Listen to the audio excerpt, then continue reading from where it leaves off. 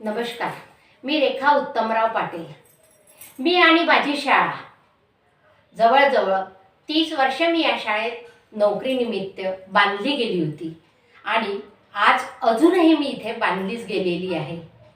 माझ्या शाळेत मी रुजू झाल्यापासून श्री झांबरे सर प्राचार्य म्हणून होते, ते सेवानिवृत्त काळात प्राचार्य म्हणून वैद्य मॅडम होत्या. यांच्या मधल्या काळातील जे काही प्राचार्य होते या आणि हे प्राचार्य ह्यांच्या योग्य मार्गदर्शनाखाली सर्व शिक्षक आणि विद्यार्थिनी घडल्या आणि आम्ही यांच्या मार्गदर्शनाखाली योग्य ते काम शाळेसाठी केलं.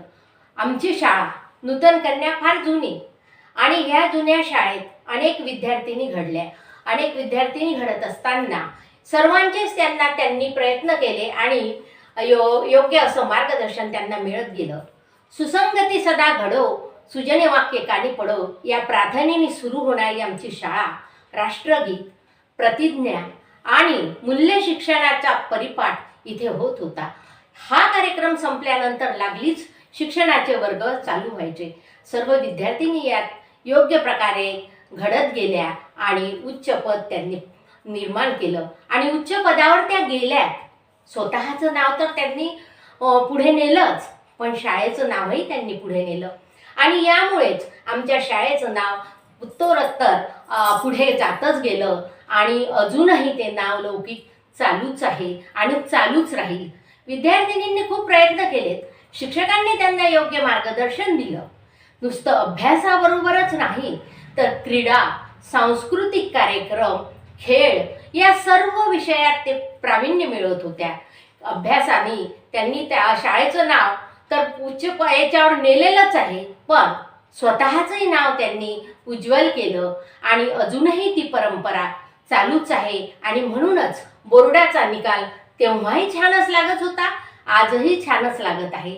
आणि याचा असा परिणाम आहे की सर्व क्षेत्रात नूतन कन्याचे नाव अजूनही अग्रसेन म्हणून प्रसिद्ध आहे.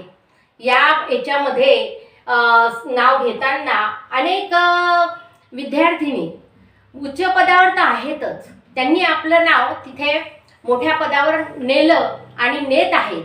पण गृहिणी ज्या आहेत त्यांनी सुद्धा आपलं घर सांभाळून आपल्या शाळेचं नाव मी नूतन कन्याची विद्यार्थिनी आहे असं सांगतात, मोठ्या अभिमानाने सांगतात. आणि जेव्हा केव्हा बाहेरगावी राहणाऱ्या विद्यार्थिनी इथे येतात, त्या शाळेला भेट देतात, आवर्जून शाळेला भेट देतात, पण एकट्या असतात. म्हणून शाळेची शतकपूर्तीकडे वाटचाल चालू असताना सर्वांना असं वाटलं की एक स्नेहभेट आपल्या इथे व्हावी आणि सर्व एकत्र यावेत. आणि म्हणून ह्या स्नेहभेटीचा कार्यक्रम इथे आयोजित केला आहे. आम्ही येणार, तुम्ही पण या, आपण सर्व एकत्र भेटू आणि जुन्या गोष्टींना चांगला ताजा उजाळा देऊ. येणार ना मग? तर आपल्या ह्या शाळेत सर्व स्नेहभेटीला एकत्र जमूया आणि सगळ्यांनी आनंद लुटूया.